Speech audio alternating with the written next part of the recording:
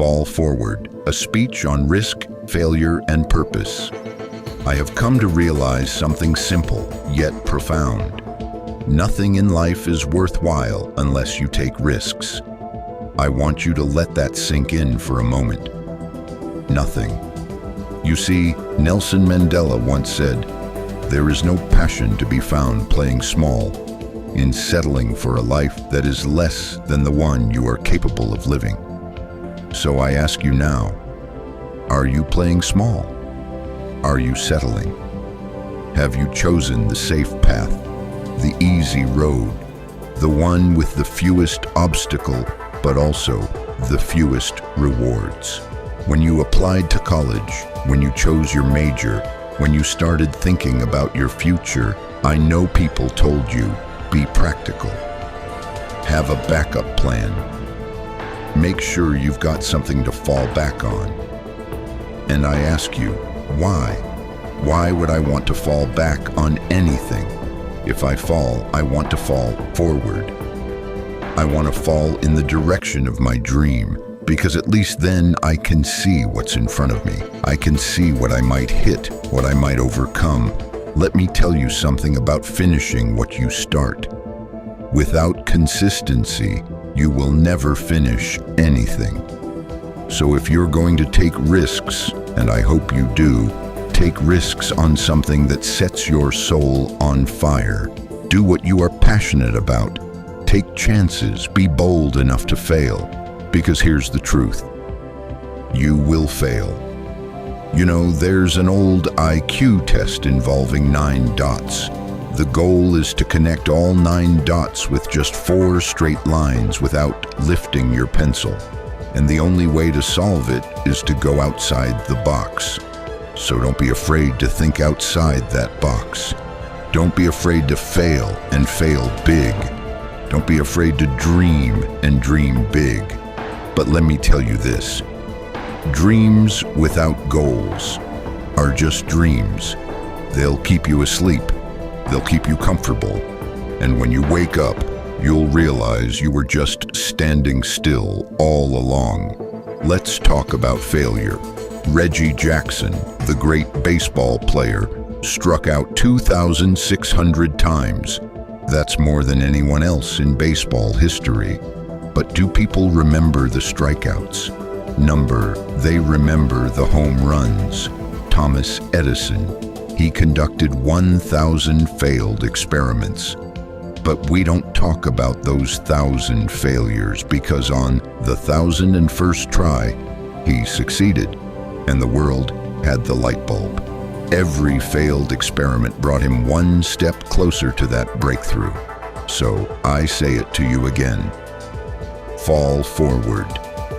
Now I want to speak plainly because I believe honesty matters. You will fail at something in your life. You will lose. You will embarrass yourself. You will mess up. That's life. That's growth. And that's okay. I know it's not what you usually hear at a graduation or in a motivational talk, but I want you to embrace it because failure is inevitable. I remember when I started out as an actor, I auditioned for a Broadway musical, a part I thought was perfect for me. There was just one small problem. I couldn't sing. And guess what? I didn't get the part, but I didn't quit. I didn't fall back on anything. I walked out of that audition, and I got ready for the next one, and the next, and the next. I prayed, I worked, and I failed over and over, but I kept going.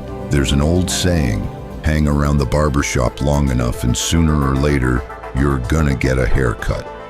Eventually, I caught a break. Years later, I performed in a play called Fences on Broadway. And guess what? That play was performed at the exact same theater where I failed that first audition 30 years earlier. Think about that. Failure didn't stop me. It guided me. Everyone here today, you have talent, you have training, but do you have the courage to fail? If you don't fail, you're not even trying. And if you want to have something you've never had, you have to do something you've never done. Picture this. Imagine you're at the end of your life. You're lying in your bed, and all around you are ghosts. The ghosts of your unfulfilled potential. The ghosts of the ideas you never acted on. The ghosts of the talents you didn't use. And they're angry. They're upset. They're looking at you saying, "We came to you.